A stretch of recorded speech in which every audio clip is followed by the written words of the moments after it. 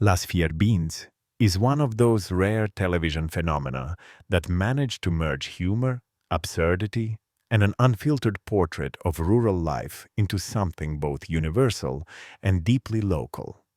Cultura la sat, Partea 1 could be seen as the first chapter in a larger sociocultural analysis of what it means to belong to a village that is both lost in time and strangely modern. The show, though built around comedy, acts as a mirror reflecting the collective subconscious of post-communist Romania, a space where tradition meets confusion, where progress feels both desired and feared.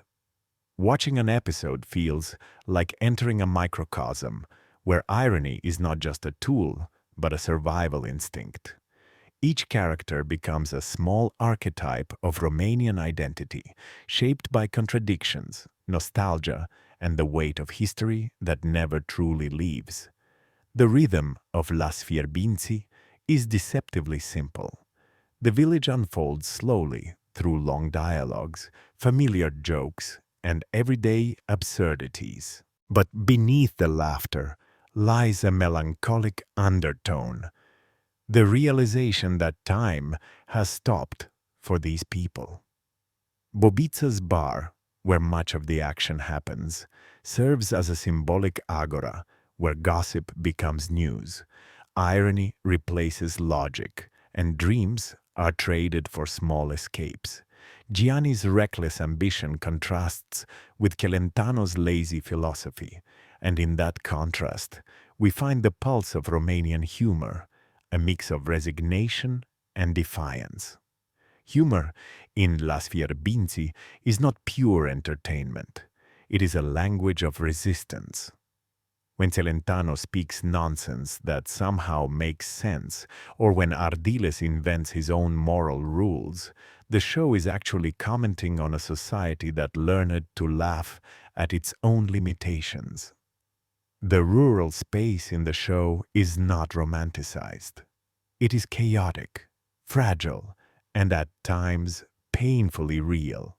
Yet it never loses its tenderness.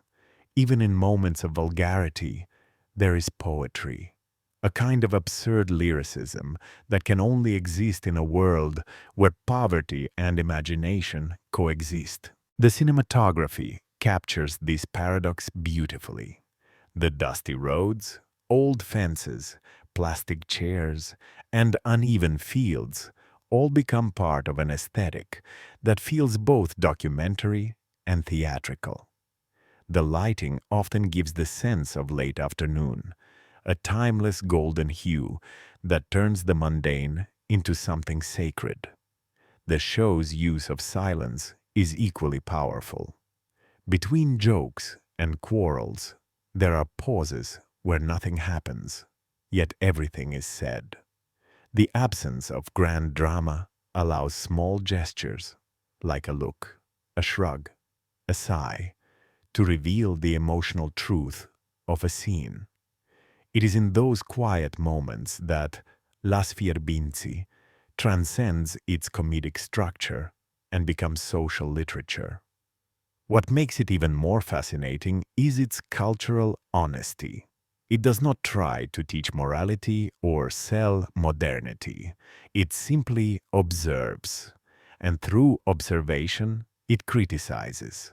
The villagers do not evolve in the traditional sense, but the viewer does. We start recognizing patterns of behavior, echoes of our own contradictions.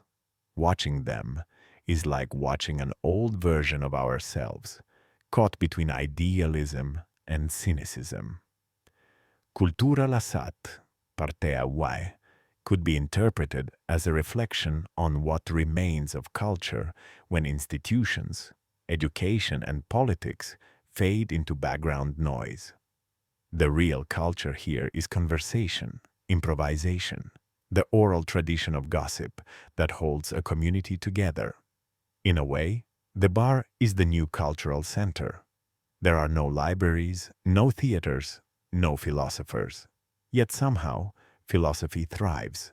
Each drunken monologue about life women, and destiny is a fragment of popular wisdom, raw and authentic. The brilliance of the show lies in its capacity to make us laugh at the absurd without losing empathy for the people living it. Even when the characters are ridiculous, they are never stripped of dignity. They are victims and creators of their own environment. In this sense, Las Fierbinți becomes not only a comedy but also a form of anthropology. Every dialogue, every misunderstanding, every failed dream tells us something about how society copes with change. The more we laugh, the more we understand that this laughter comes from pain, from recognition, from the bittersweet realization that we all live in our own Fierbinți.